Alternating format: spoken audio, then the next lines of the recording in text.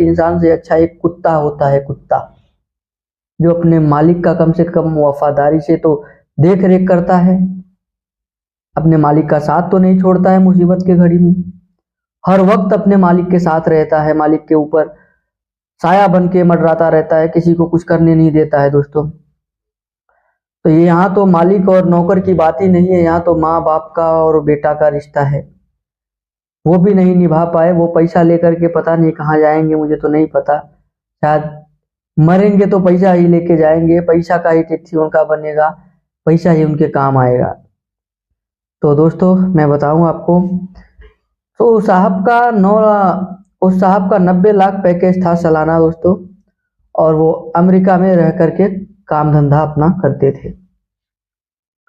इधर माँ का फरवरी के महीने में डेथ हो जाता है, तब भी लड़के को पता नहीं चला, ना लड़का घर पे आया। ठीक 20 दिन के बाद उसके पिता का भी डेथ होता है दोस्तों, तब भी लड़का को पता नहीं चलता है, लड़का घर नहीं आता है या आना नहीं चाहता है या जान बात नहीं होता था, क्या है दोस्तों अभी स्पष्ट नहीं हो पाया है ये बात। और मरे तो मरे दोस्तों, मैं आपको बता दूं दोनों के शरीर में बुरी तरीके से कीड़े पड़ गए और रूम के अंदर ही वो मरे दोनों। आप कल्पना नहीं कर सकते हो कि 2 डेड बॉडी एक रूम में बंद है, उसमें ऊपर से कीड़ा पड़े हुए हैं।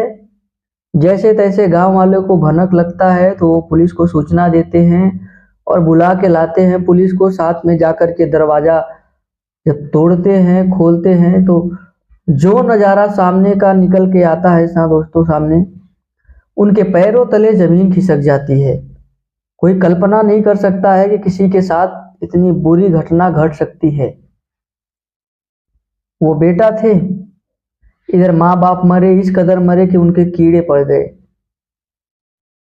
अर्थी को कंधा तक नहीं देने आए। तुम बेटे थे, उस माँ बाप की गलती क्या थी? तुमको पढ़ा लिखा के आज इतना कामयाब बना दिए थे, तुमको इतना सक्षम बना दिए थे, यही गलती थी उनकी। तुम जैसे बेटे को जला देना चाहिए जिंदा। दोस्तों जैसे तैसे पुलिस निकाल के लेके गई और उनका अंतिम संस्कार हुआ।